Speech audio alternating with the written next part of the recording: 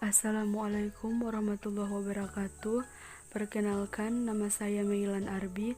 Saya akan membahas materi tentang ketentuan puasa wajib. Materi ini terdapat di kelas 8 MTS, mata pelajaran fikih. Nah, anak-anak, yang pertama pengertian puasa dan dalilnya. Puasa menurut bahasa adalah menahan atau mencegah, sedangkan menurut istilah, puasa adalah menahan diri dari segala sesuatu yang membatalkan puasa, seperti makan dan minum sejak terbit fajar hingga terbenamnya matahari. Berikut dalil puasa, sebagaimana dijelaskan dalam Quran Surah Al-Baqarah ayat 183. Bismillahirrahmanirrahim. Ya ayyuhallazina amanu kutiba alaikumusyamu kama kutiba alal ladzina min qablikum la'allakum tattaqun. Artinya, hai orang-orang yang beriman, diwajibkan atas kamu berpuasa sebagaimana diwajibkan atas orang-orang sebelum kamu agar kamu bertakwa. Nah, selanjutnya macam-macam puasa. Macam-macam puasa yang pertama puasa wajib, yaitu puasa yang apabila dikerjakan berpahala dan apabila ditinggalkan akan berdosa. Contoh, puasa Ramadan, puasa Nazar, dan puasa kifarat. Puasa Ramadan adalah puasa yang diwajibkan terhadap setiap muslim selama 1 bulan penuh pada bulan Ramadan. Kedua, puasa Nazar merupakan puasa yang telah dijanjikan oleh yang bersangkutan untuk dilaksanakan. Contoh, jika saya naik kelas, saya akan berpuasa selama 3 hari. Ketika ucapan itu terwujud, maka janji atau nazar untuk berpuasa selama 3 hari harus dilakukan.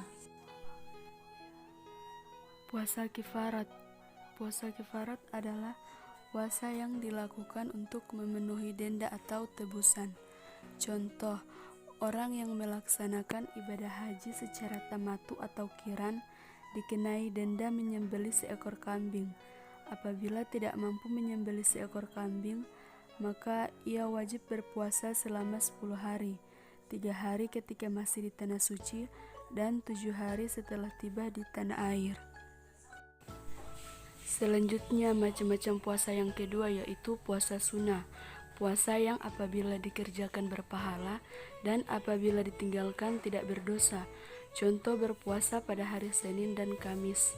Ketiga, puasa haram, yaitu puasa yang apabila dikerjakan berdosa dan apabila ditinggalkan berpahala. Contoh, berpuasa pada hari raya Idul Fitri dan Idul Adha. Selanjutnya, macam-macam puasa yang keempat yaitu puasa makruh, puasa yang lebih baik ditinggalkan. Contoh, berpuasa pada hari Jumat. Nah, selanjutnya kita masuk di syarat-syarat puasa. Syarat-syarat puasa terbagi menjadi 2. Yang pertama syarat wajib puasa dan kedua syarat sah puasa. Syarat wajib puasa ada Islam, balik atau dewasa, ada berakal sehat, ada suci dari darah haid dan nifas, ada mampu, yaitu mampu melaksanakan puasa, dan ada menetap, artinya tidak sedang bepergian. Nah, yang kedua syarat sah puasa. Nah, syarat sah puasa ini ada Islam, kedua ada mum'aiz. Mum'aiz artinya orang-orang yang mampu membedakan mana yang baik dan mana yang buruk. Ketiga, suci dari darah haid dan nifas. Dan keempat, berpuasa bukan pada hari-hari yang diharamkan. Contoh, berpuasa bukan pada hari raya Idul Fitri dan hari raya Idul Adha. Nah, selanjutnya rukun puasa. Rukun puasa yang pertama niat. Niat yaitu bersengaja melakukan puasa.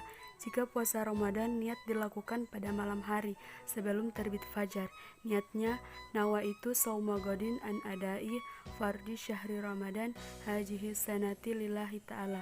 Artinya, saya niat berpuasa esok hari untuk menunaikan fardu di bulan Ramadan tahun ini karena Allah Ta'ala. Selanjutnya, rukun puasa yang kedua, yaitu meninggalkan sesuatu yang membatalkan puasa, mulai terbit fajar hingga terbenam matahari, seperti makan dan minum dengan sengaja, muntah dengan sengaja, keluar darah haid dan nifas, dan bersetubuh atau melakukan hubungan suami istri di siang hari. Selanjutnya, amalan-amalan sunnah dalam berpuasa. Yang pertama, makan sahur. Kedua, mengakhirkan makan sahur. Ketiga, sholat tarawih. Keempat, menyegerakan berbuka setelah waktu maghrib tiba, dan disunahkan berbuka dengan makanan dan minuman yang manis-manis. Kelima, membaca doa sebelum berbuka puasa. Keenam, memperbanyak membaca Al-Quran dan bersedekah. Dan ketujuh, itikaf. Itikaf artinya berdiam diri di masjid untuk beribadah kepada Allah Subhanahu wa Ta'ala. Nah, selanjutnya kita masuk di hal-hal yang dimakruhkan ketika puasa. Yang pertama, berkumur-kumur berlebihan. Kedua, menyikat gigi atau bersiwak setelah tergelincir matahari. Ketiga, mencicipi makanan walaupun tidak ditelan. Dan keempat, memperbanyak tidur ketika berpuasa. Nah, selanjutnya hal-hal yang membolehkan tidak puasa. Hal-hal yang membolehkan tidak puasa ini terbagi menjadi dua. Yang pertama, boleh tidak berpuasa tetapi harus mengqada puasanya. Nah, berlaku bagi siapa saja, yaitu berlaku kepada orang sakit, musafir. Musafir artinya orang-orang yang melakukan perjalanan jauh.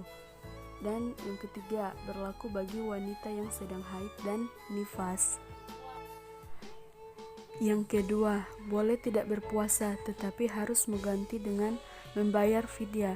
Fidyah artinya memberikan makanan pokok kepada fakir miskin. Nah, berlaku bagi orang yang lanjut usia, ibu hamil, dan ibu menyusui. Nah, anak-anak, sekian pertemuan kita hari ini. Terima kasih, semoga bermanfaat. Wassalamualaikum warahmatullahi wabarakatuh.